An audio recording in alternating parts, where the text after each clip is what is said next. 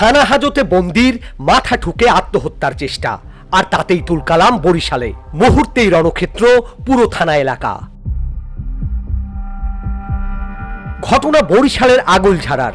মাদক মামলার এক আসামিকে গ্রেফতারের পর থানা হাজতে রাখা হলে মাঝরাতে লোহার গ্রিলের সাথে নিজের মাথা সজোরে আঘাত করে সে।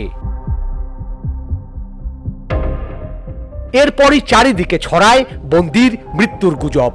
মুহূর্তের মধ্যে প্রায় 2 শতাধিক মানুষ লাঠি সোটা নিয়ে ঘেরাও করে ফেলে আগুলঝাড়া থানা।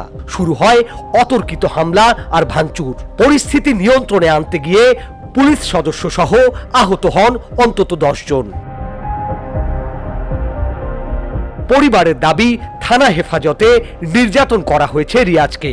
তবে চিকিৎসকরা বলছেন অন্য কথা।